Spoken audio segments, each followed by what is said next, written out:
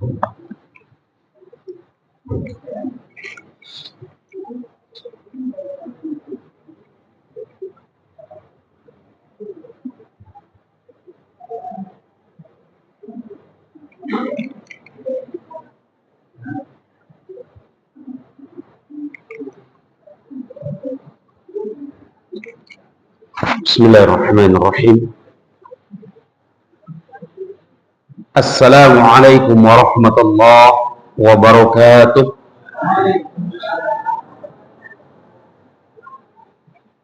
Alhamdulillah. Alhamdulillahilladzi khalaqas samawati wal ardh wa ma bainahuma fi sittati ayyamin thumma istawa 'alal 'arsy. Ashhadu an la ilaha illallah wahdahu la syarika lah wa ashhadu anna Muhammadan 'abduhu wa rasuluh sallallahu alaihi wasallam la nabiyya ba'dah. Faqala Allah ta'ala fil Qur'anil Karim a'udzu billahi minasy syaithanir rajim. Bismillahirrahmanirrahim. Wasabiqunal awwalun minal muhajirin wal ansar walladzina ittaba'uhum bi ihsan radhiyallahu anhum wa radu an wa adda lahum jannah tajri tahtahal anhar khalidina fiha abada dzalikal fawzul azim. Shadaqallahul azim.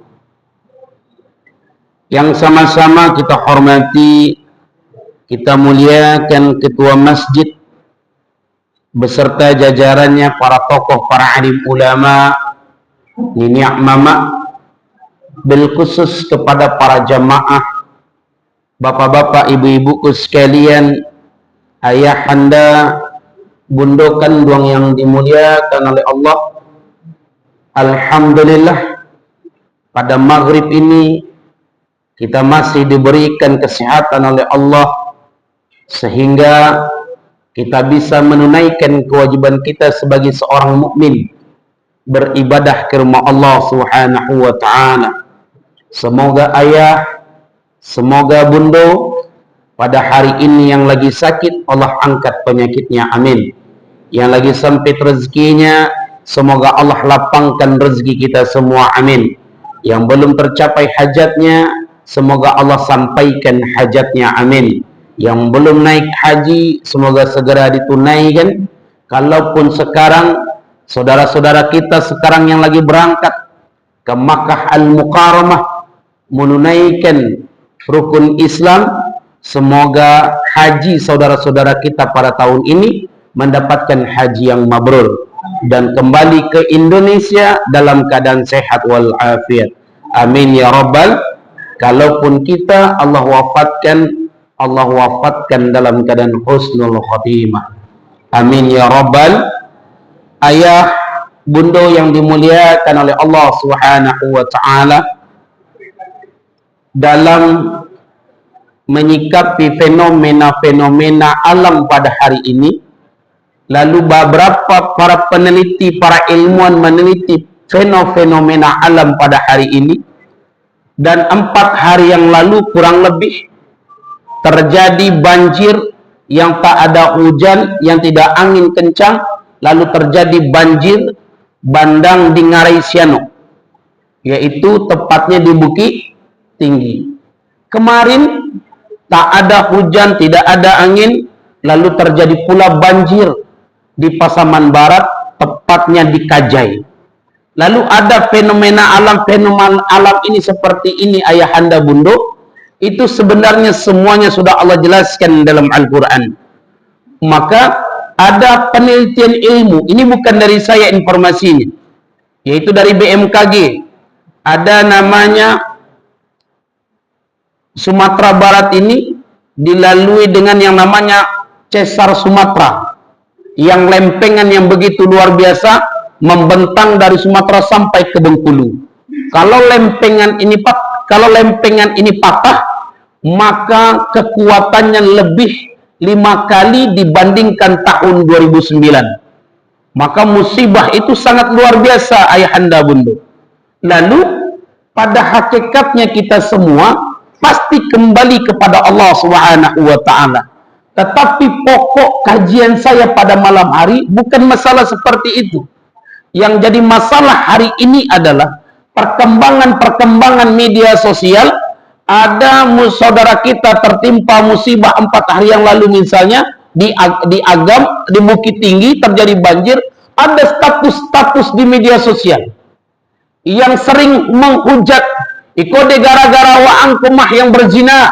Contoh, maaf cakap, ada komen di media sosial itu salahkan orang Padang. Kode gara-gara orang Padang kok mah amak-amaknya main judi, aing basane ka Bukit Tinggi gitu. Mohon maaf cakap. Ada celetukan di media sosial yang saling hujat menghujat. Atau ada yang ditangkap 4 hari yang lalu oleh tim Kelewang Kota Padang, yaitu Polresta. Ada oknum seorang ustadz yang menyetubuhi santrinya. Dalam 1 bulan ini, ayahanda bunda, Polresta Kota Padang itu sudah menangkap 2 seorang ayah yang menggauli anak gadisnya.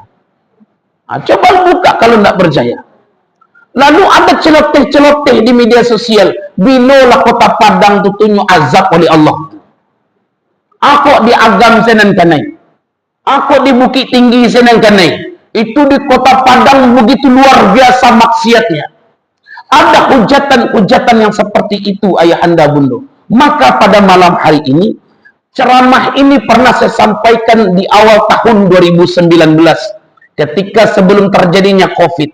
Saya tidak sependapat dengan pemikiran-pemikiran kita kalau yang disalahkan hanya orang yang penzina.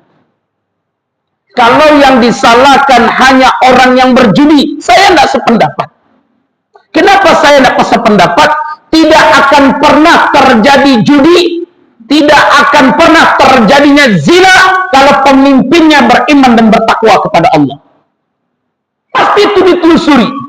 Maka 2019 pernah saya sampaikan panjang lidah saya kepada ayahanda bunda, menyambung lidah maksudnya dari ayahanda Habibana Rizik Syihab. Kalau terjadi musibah di Sumatera Barat ini, maka tanyakan 3 kepada hati nurani ini. Tanyakan kepada hati nurani ini. Yang pertama, tanyakan kepada hati nurani pemimpin kita. Hai para pemimpin, dosa-dosa apa yang telah kalian perbuat sehingga musibah sini datang berganti ke negeri ini? Ataukah kalian menjadi para pemimpin munafik?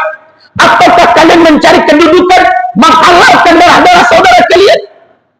Ataukah kalian tidak menjadi para pemimpin yang amanah? Ataukah kalian melindungi orang-orang yang penzina? Ataukah kalian mencari pajak dengan maksiat yang ada di Kota Padang?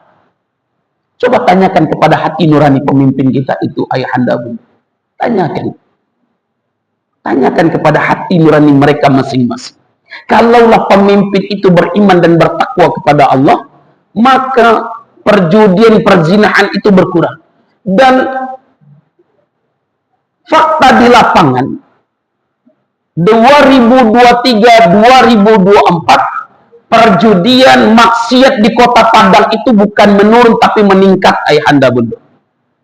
Bukannya menurun tapi meningkat. Di tahun 2024 ini saja sudah ada ratusan kasus perjudian. Bayangkan. Kalau pemimpinnya beriman, maka dia keluarkan perda. Dikeluarkan perda, yang berjudi itu mau orang kaya, mau dia pejabat, tangkap. Tidak pilih kasih. Yang pertama. Yang kedua, tanyakan kepada para ulama kita. Tanyakan hatinya. Tanyakan hati kepada para ulama kita. Hai para alim ulama, dosa-dosa apa yang kalian perbuat sehingga musibah sini datang berganti ke negeri ini? Atau kalian benar-benar menjadi para ulama munafik? Atau kalian para ulama yang membenarkan para pemimpin fasik? Tanyakan kepada hati mereka. Karena banyak sekarang mereka itu kalau berceramah main dua kaki, main aman, ayah anda bun. Kalau di masjid koko, orang yang tak suka dengan bid'ah misalnya kan, anaknya kaji bid'ah. Atau di masjid koko, orang yang mendewakan fulan bin fulan, disebut fulan bin fulan. Tidak disebut kebenaran yang sesuai dengan syariat. Mohon maaf cakap. Yang ketiga itu tanyakan kepada hati nurani kita masing-masing. Tanyakan kepada hati nurani kita. Apakah benar selama ini kita melalaikan perintah Allah? Ataukah kita hanya menjadi seorang hamba hanya untuk mencari cukui, bukan untuk mencari rahmat? Apa salah satunya, Ustaz? Ini bukan kata saya, kata para ulama kita. Kalau di suatu masjid kurbannya tidak mau berubah, tidak mau sesuai dengan syariat, dan bak kurban di masjid ini. Itu diimbau oleh ulama kita sekarang. Kenapa? Karena setiap tahun para dai, para mubaligh menyampaikan kajian tentang fikih kurban, tapi tetap saja dilanggar. Malahan mohon maaf cakap, di dekat-dekat kita ini ayahanda bunda, nah saya sebutkan masjidnya, pasti tahu masjidnya, pokoknya dekat-dekat sini saja. Dana kurban itu dibangunkan untuk masjid, bayangkan. Dimasukkan ke dalam sekutu hukumnya haram, apalagi dibangunkan ke masjid. Ikokan labiahnya Ustaz, haram. Bayangkan, tidak sesuai dengan syariat. Ulama kita setiap tahun menyampaikan jangan mengambil upah dari bagian yang ada terus dikerjakan oleh para masjid, oknum-oknum masjid. Maka yang memegang masjid itu ngerti dengan syariat. Tidak pernah kita mengetahui sejarah ada masjid yang Allah suruh robohkan. Yang Allah suruh robohkan. Walaupun itu rumah Allah, Allah perintahkan Muhammad untuk merobohkannya. Apa nama masjidnya? Masjid Dirar. Orang berlomba-lomba sekarang membangun masjid yang indah, yang cantik, tetapi manusianya tidak diperbaiki, sama saja bohong.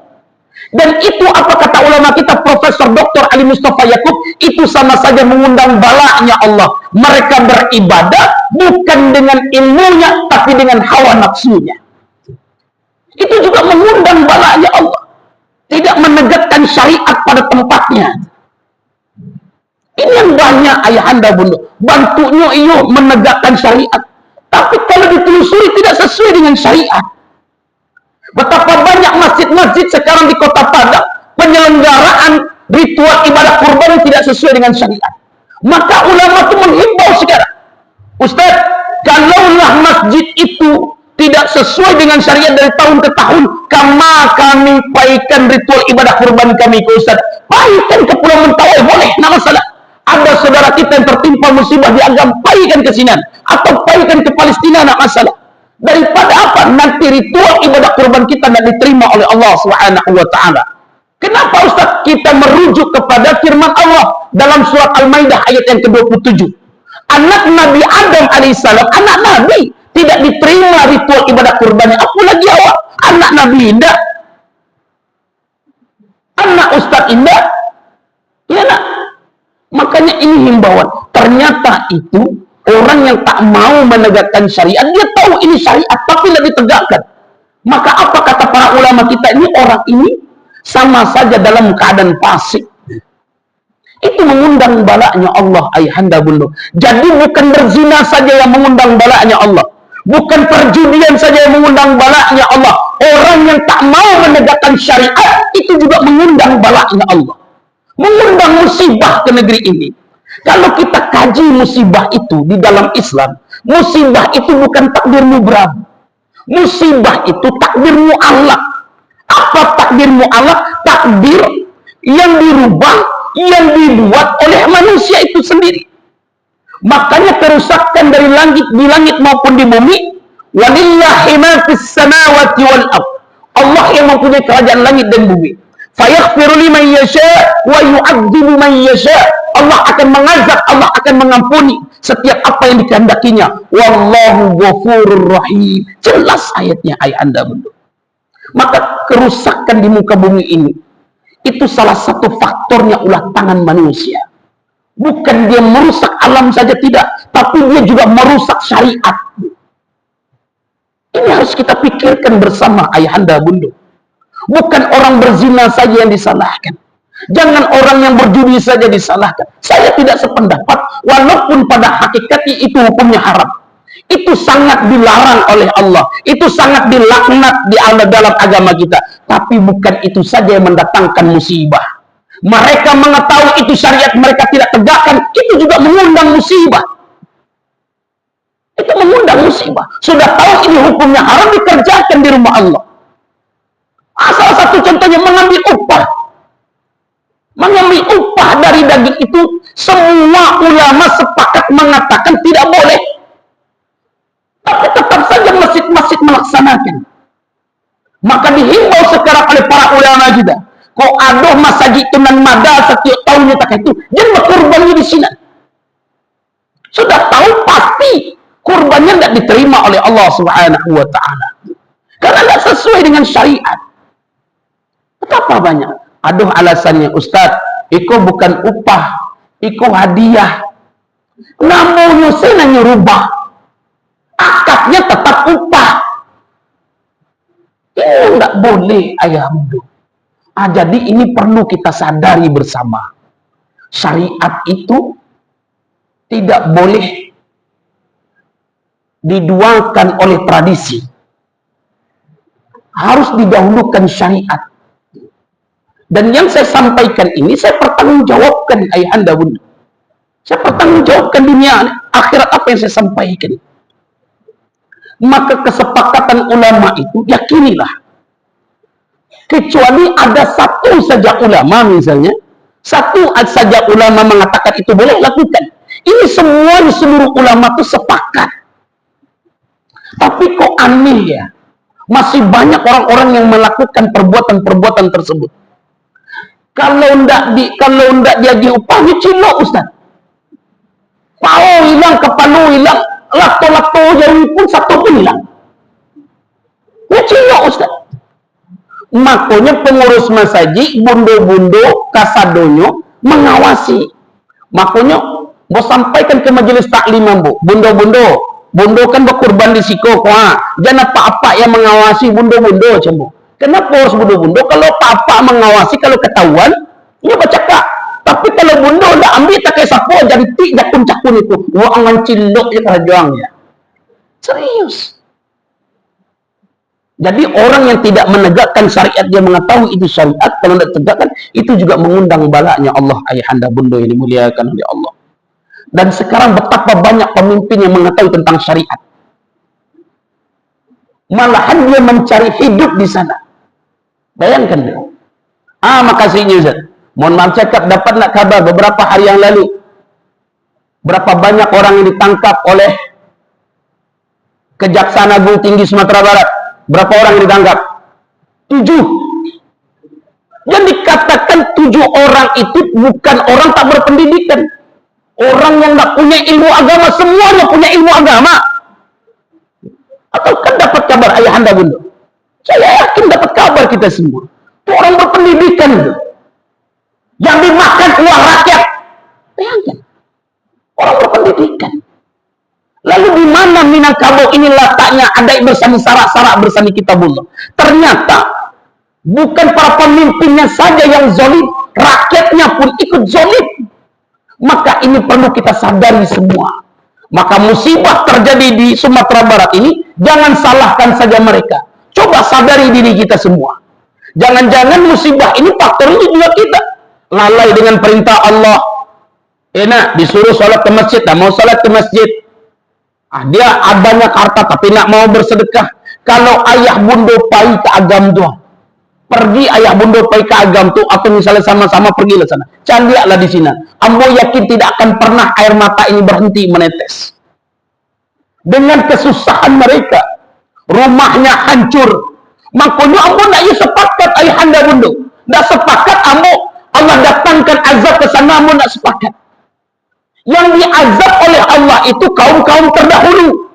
Orang yang tak punya agama. Contohnya di zaman Nabi Nuh alaihissalam. Contohnya di zaman Nabi Nuh alaihissalam. Itu yang diazab oleh Allah. Tapi kalau sekarang orang mengatakan itu diazab oleh Allah, saya tidak sependapat. Ayo kita buka kitab-kitab. Ayo kita lihat dalam Al-Quran. Saya tidak sependapat. Kenapa? Karena di sana masih ada orang yang soleh. Ada namanya Ustaz Solihin yang meninggal dunia, itu orang baik. Ada anak umur 6 bulan meninggal dunia. Apakah umur anak 6 bulan itu diazab pula oleh Allah? Maka itu semua dibagi 3 oleh para ulama kita. Yang pertama, itu ujian bagi orang-orang yang beriman.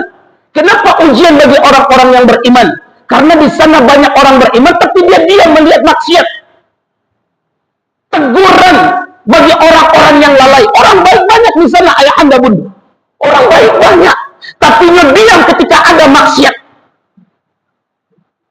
Lalu ada benar orang yang diazab bukan per kaum tapi perorangan, ayah anda bunda.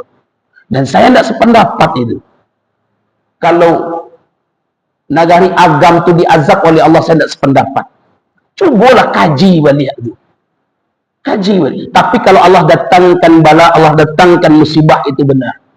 Teguran bagi orang-orang yang lalai pada perintah Allah Subhanahu wa taala. Kenapa itu tidak menjadi rujukan kita? Walladzina idza fa'alu fahishatan aw zalamu anfusahum dzakarullah afastaghfaru lidzunubihim wa may yaghfiru dzunuba illa Allah wa lam yusiru 'ala ma fa'alu wa hum ya'lamun. Kalau perilaku kita itu zalim, kita mengetahui itu adalah suatu kesalahan, lalu kita kembali kepada Allah. Siapa yang mengampuni dosa kita kalau bukan Allah Subhanahu wa taala? Tapi kadang-kadang kita tidak mau mempergunakan mata kita. Kita tidak mau mempergunakan telinga kita. Kita tidak mau mempergunakan hati kita. Yang ada hanya hawa nafsu yang kita perturutkan, ayah anda bunda. Nah ini yang banyak. Maka kadang-kadang sedih lihat. Baca rokah. Muncul orang-orang yang beriman, pemimpin yang beriman, sedangkan rakyat yang bermaksiat. Ada satu lagi. Ada oknum RT yang melindungi orang-orang berjudi. Yang dekat stay baru saja. Sebilang aja, ayah anda bunda. Viral-viral kan silakan. Oknum RT yang melindungi orang berjudi, bayangkan. Kecilnya. Kalau tidak mau fasilitasi Ustaz, anak mau nak makan. Apakah dengan uang haram kita beri makan anak kita? Saya katakan, bapak di sini berjudi, datang musibah, yang hancur bukan bapak saja, saya bilang. Yang kena pun orang-orang sebelah. Kalau rumah bapak saja tenggelam, tidak masalah. Tapi kalau semua orang di sini tenggelam, bagaimana? Silakan. Ya kitchen jangan nak abang makan Ustaz. Benar. Serius saya nak. Kemana tuh pikirannya? Kan aneh-aneh saja. Itu kan pemimpin. RT itu pemimpin. Tapi tungkek yang membawa rabah. Itu sekarang. Makanya kita semua jamaah masjid, saya menghimbau ayah anda bunda, dengan sangat demi Allah, dengan sangat saya menghimbau, samu-samu awak mencegah, RT-nya mencegah, RW-nya mencegah, kembali kita ke jalan Allah Subhanahu wa taala. Kok aduh orang baju dijan diam awak, seindah-indahnya awak bersuara, "Hei, orang baju dijo." Sampaikan. Kok perlu ambil tungkek lokok apa lu? Benar ayah anda bunda. Karena musibah itu adalah takdir mu'alaq, takdir yang bisa diundang oleh perbuatan manusia itu sendiri. Contoh misalnya, seandainya di tahun 2024 ini Allah datangkan musibah yang maha dahsyat ke kota Padang. Misalnya lempengan itu patah, tercatat di Lauhul Mahfuznya Allah. Itu tercatat tuh. Tahun 2024 terjadi gempa yang maha dahsyat di kota Padang. Tapi pemimpinnya beriman. Ulamanya istiqomah di jalan Allah. Masyarakatnya selalu duduk dalam kajian majelis ilmu. Mereka mengagung-agungkan Rabb-nya. Setelah mereka sujud, mereka doa kepada Allah, "Ya Rabb, jauhkan musibah dari negeri ini, ya Allah. Ya Allah, turunkan rahmat-Mu, ya Rabb.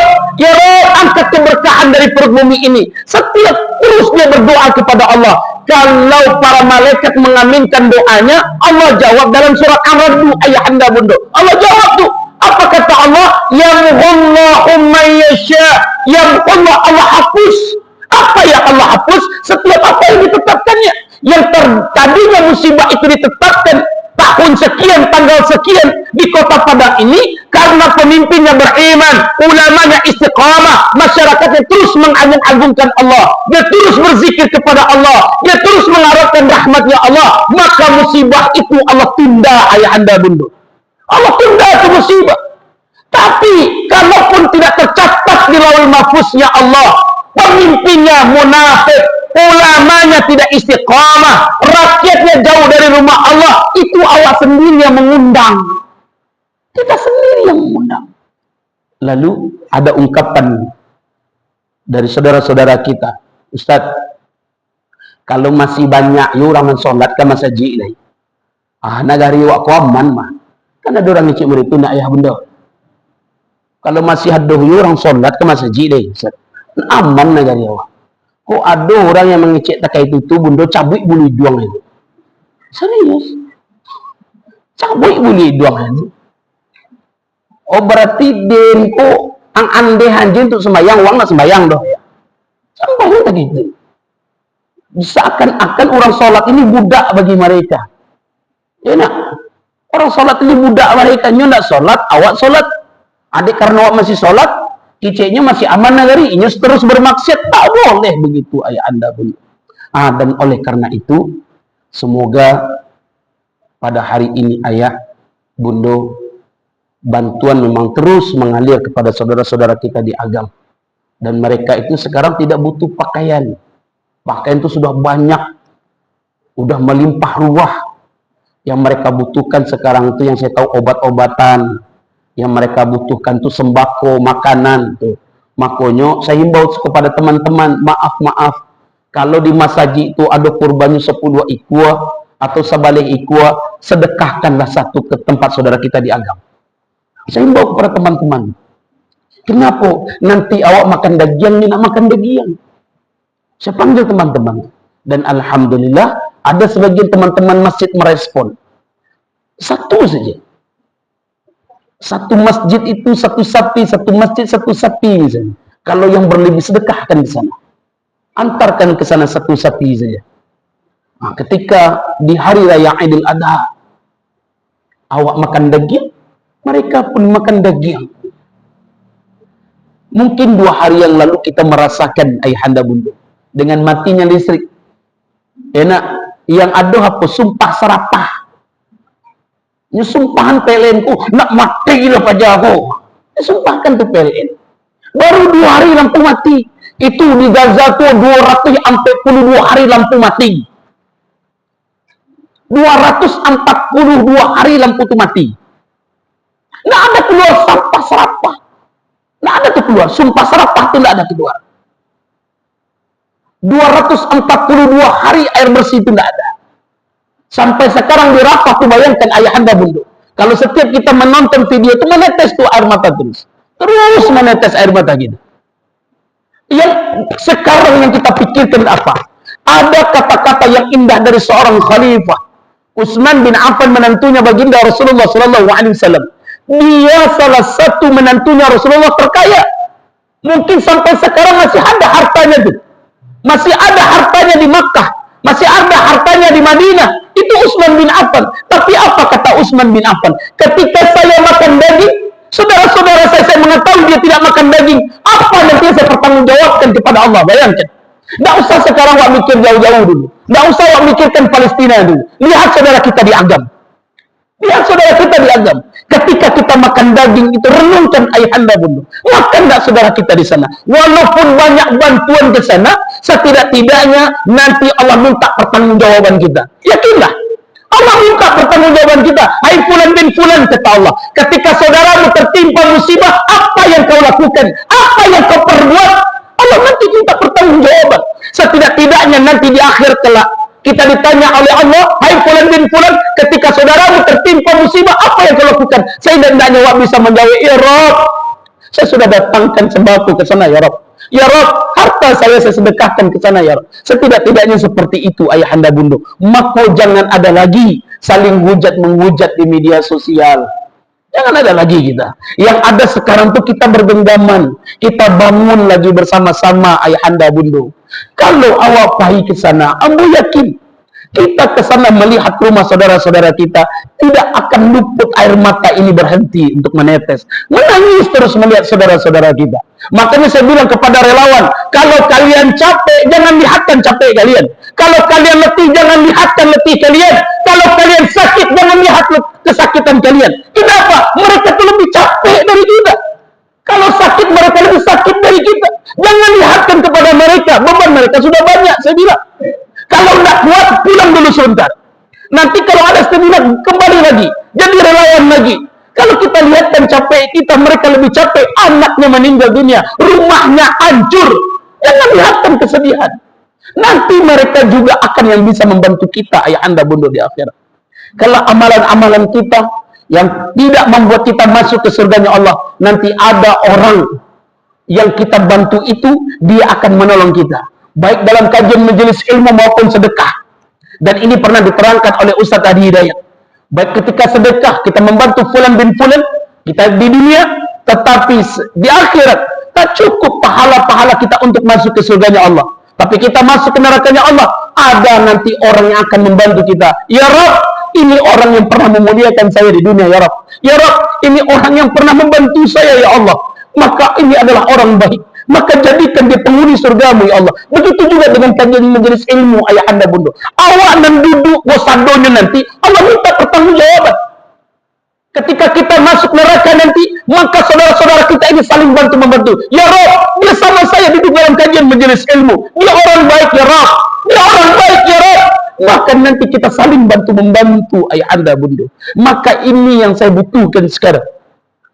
Jangan ada lagi saling salah menyalahkan. Jangan ada lagi saling hujat-menghujat. Kalau ingin bertanya, tanyakan pada hati nurani orang-orang ini. Baik para pemimpin maupun para ulama maupun diri kita. Tanyakan kepada hati mereka. Tanyakan kepada hati mereka. Maka orang kalau sudah Allah katakan, ulaika humu khairul bariyah. Kalau Allah katakan itu orang sebaik-baiknya makhluk, maka balasannya apa? Jazaohum 'inda rabbihim jannah. Balasannya surga. Makanya ada kalimat-kalimat dalam Al-Quran itu radhiyallahu anhum wa radu anhu. Allah itu ridho dan kita pun ridho. Allah ridho memberikan rahmatnya kepada kita. Kita pun ridho mengerjakan apa yang disuruh diperintahkan oleh Allah. Kita ridho. Maka mereka masuk ke surganya Allah. Mereka dalam keadaan tersenyum masuk ke surganya Allah. Mereka kekal abadi di surganya Allah Subhanahu wa taala. Surganya Allah tidak bisa dibayangkan dengan logika ayahanda bunda. Dan oleh karena itu saya menghimbau khusus kepada para jamaah, pengurus-pengurus masjid. Ayo bersatulah kita, mencintailah karena Allah. Jangan sampai lagi kita ada saling bermusuhan. Saling mendoakanlah kita karena Allah. Kalaupun ada rezeki, sedekahkan. Sedekahkan harta kita untuk membantu saudara-saudara kita yang diagam. Sebentar lagi hari raya Idul Adha. Kita enak-enak makan daging di sini, mereka belum tentu makan daging. Kita enak-enak tidur di rumah, mereka belum tentu sampai sekarang punya rumah ayahanda bunda. Maka di dalam kekhusyuan kita beribadah kepada Allah, selesai kita sholat, titipkan doa untuk mereka. Karena doa itu bagian dari sedekah. Doakan mereka. Saling mendoakan kita.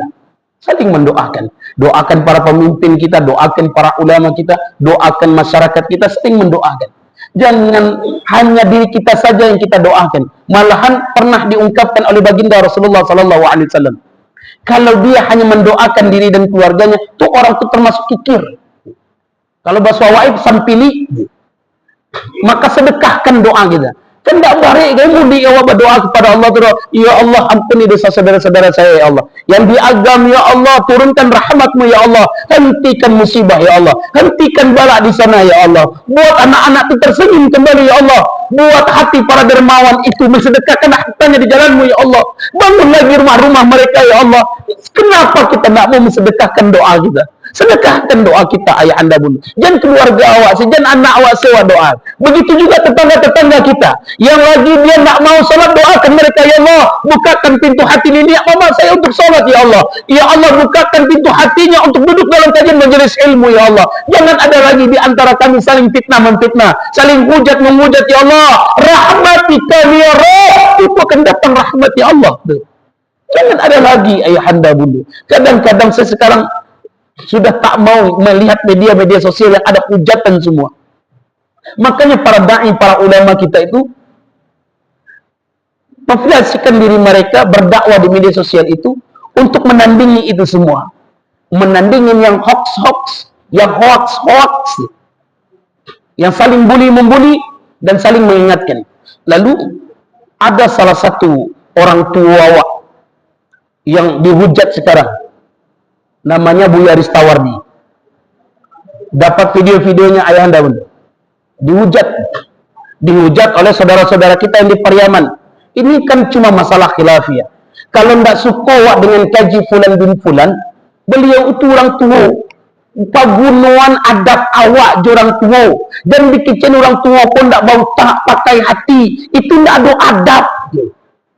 Ada adab awak tu. Walau Allah Ta'ala beliau itu salah misalnya, lataan. Tapi kalau pengajian beliau, kamu setuju. Kamu jujur-jujur saja. Kamu setuju dengan kajian beliau. Siapa yang berdebat, ayo kita berdebat. Apa yang disampaikan beliau itu benar. Karena orang yang tersinggung, masalah amalan-amalannya tersinggung, Buya Ristawardi itu tidak menyebut nama fulan bin fulan. Tidak menyebut nama organisasi. Tidak disebut nama beliau. Kecuali yang disebut Tuhan Saleh. Kenapa? Boleh dikirakan apa yang saya ucapkan. Karena saya berdakwah dari Aceh sampai Papua, karena saya menemukan. Saya pertanggungjawabkan perkataan saya ini kepada Allah Subhanahu wa Ta'ala. Karena saya pernah menemukan orang Pariaman dipajangnya foto Angku Salih itu bukan menandukkan orang Pariaman, tapi menandukkan supaya pelaris dagangannya. Itu saya pertanggungjawabkan di akhirat.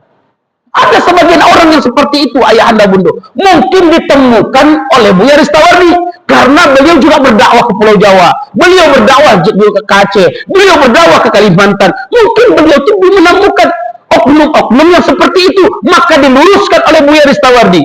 Kalau kita tidak cocok, jangan hujat di media sosial. Datangi beliau, datang ke rumahmu, berangkat ke rumahnya. Begitu, tidak saling hujat menghujat. Makanya kalaulah nafsu yang kita perturutkan, kita tuh saling menghujat. Yang ada, saya minta kita saling mendoakan kebaikan, saling mencintai karena Allah, saling bergenggaman karena Allah Subhanahu wa Ta'ala. Dan oleh karena itu ayah bunda yang dimuliakan oleh Allah Subhanahu wa Ta'ala, maka ada terakhir ungkapan dari seorang ulama besar yang ada di Indonesia, almarhum Profesor Dr. Ali Mustafa Yakub. Apa kata beliau? Jangan berdebat dengan orang yang tidak sholat selesai, karena dia akan menggunakan akalnya untuk kepentingan pribadinya. Walaupun gelarnya profesor, kata Profesor Dr. Ali Mustafa Yakub. Karena ada orang mengecek mereka, Ustaz, ambo ya nak sholat doh. Tapi ambo nak do baduto mau dipajat tu sholat tapi baduto aja kerja. Hei, orang sholat je lagi baduto, apalagi orang yang indah sholat, berarti orang tak sholat tu baduto aja kerja rumah. Aja berdebat, walaupun gelarnya S2, gelarnya doktor, gelarnya profesor, jangan berdebat dia, karena dia tak sholat. Orang sholat je lagi baduto, apalagi orang yang indah sholat, jelas karena mereka menggunakan logikanya, bukan menggunakan dalil-dalil ayah anda. Sampai sini ada yang mau bertanya ayah bunda? Ada yang bertanya enggak? Atau gak sering ada masukan? Ya. Salam.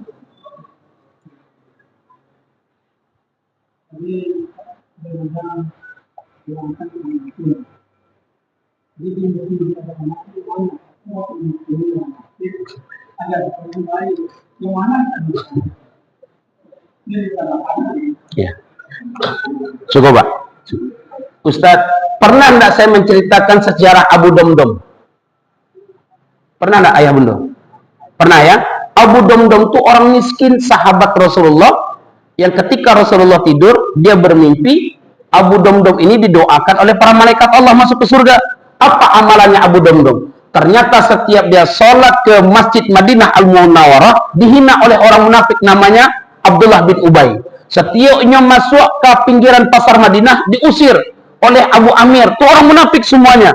Tapi apa kata Rasulullah? Abu Damdam, amalan apa yang kau perbuat? Amalan apa yang kau peroleh, kata Rasulullah, sehingga aku bermimpi para malaikat mendoakanmu, engkau masuk ke surganya Allah.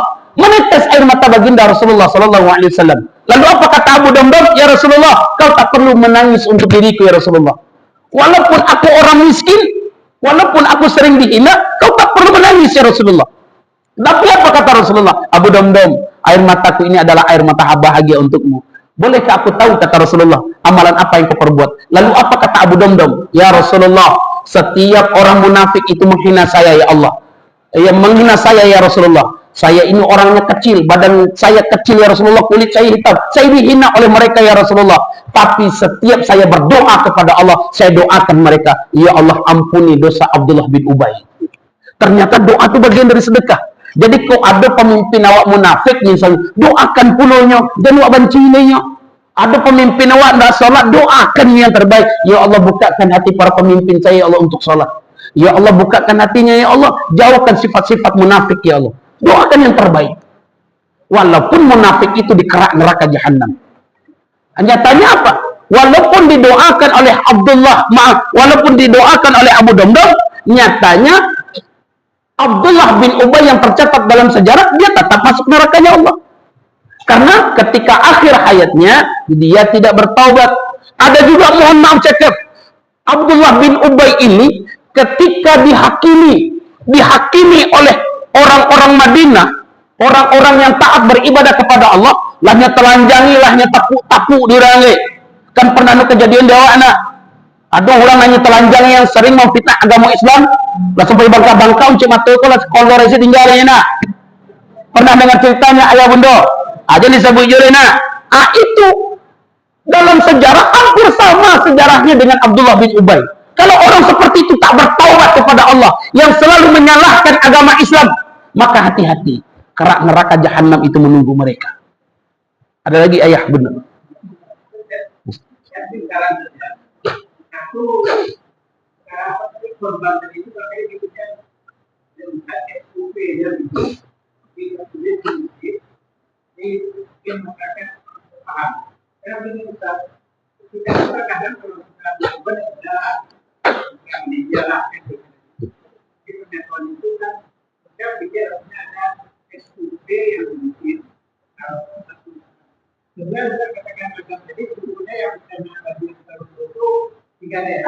Ya.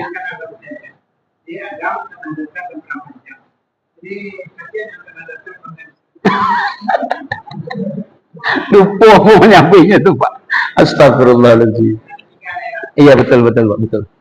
Ada lagi ayah? Terima kasih sarannya Pak. Ada lagi ayah bunda cukup? Ya bunda.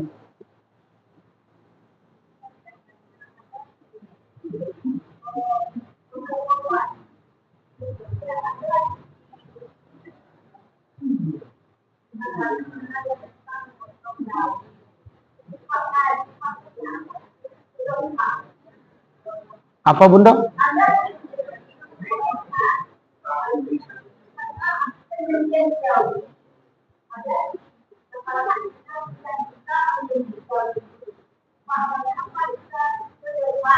Oh, diupahkan penyembelih hewan kurban.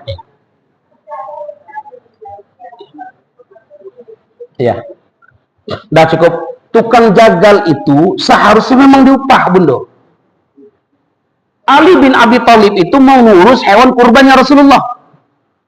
Upahnya diambil dari saku baginda Rasulullah Sallallahu Alaihi Wasallam. Jadi tukang jagal, tukang sembelih maksudnya yang memotong, ya kan, semuanya tuh berikan upah. Contoh, seberi contoh satu. Misalnya di Masjid Wakaf kurban 2.600.000, ya nak. Lalu balikan ke Jawi 2.500.000, 100.000-nya biaya operasional. Jadi kalau satu orang berkurban biaya operasionalnya 100.000, kalau satu kambing berarti 100.000, Jawi itu ada 7 nama, maka satu Jawi itu biaya operasionalnya 700.000. Kalau 10 Jawi, 7 juta maka berikan kepada tukang sembelih, tukang jagal, agiah upahnya kepada tukang yang menguliti, agiah upahnya tukang yang mengilaukan, agihan sadanya. Habiskan dana itu.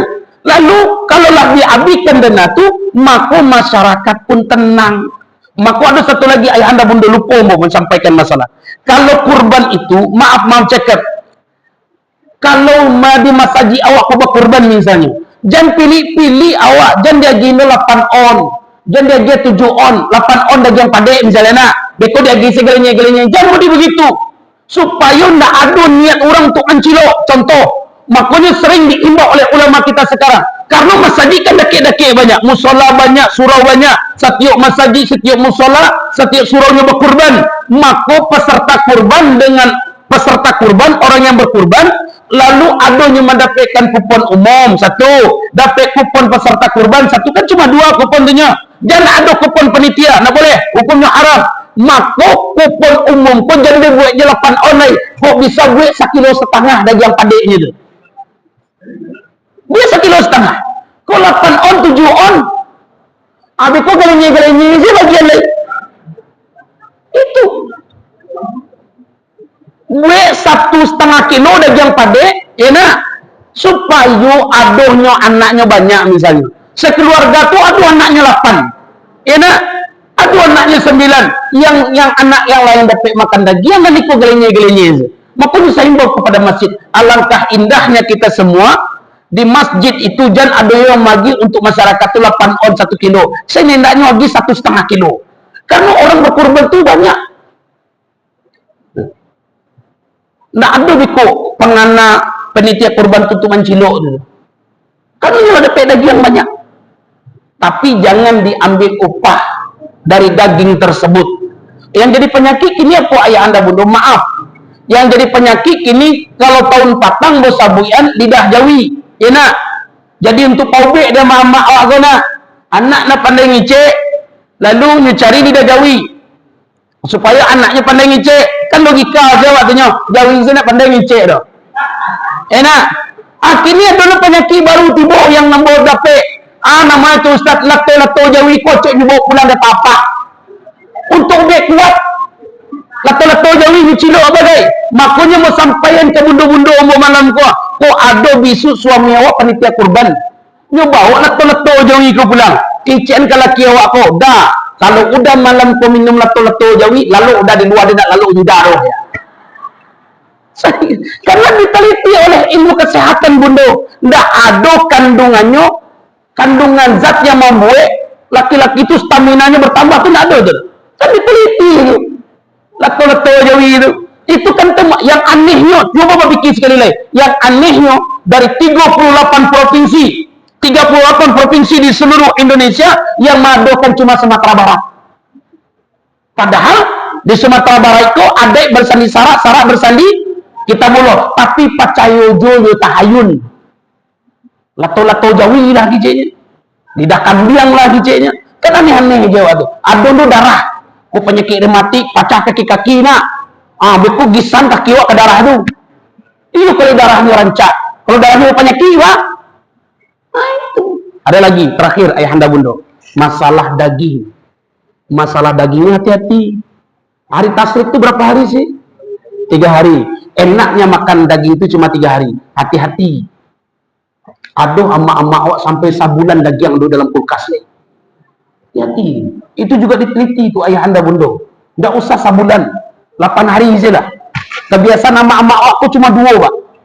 Cuma 2. Kalau daging itu membaku siram dia yang enak. Kalau naknya tak ni dalam air dulu. Beko lah dingin, beko barunya masak. Perhatikan. Ketika daging itu lunak, cari tampik yang steril, diamkan 5 menit sampai 10 menit.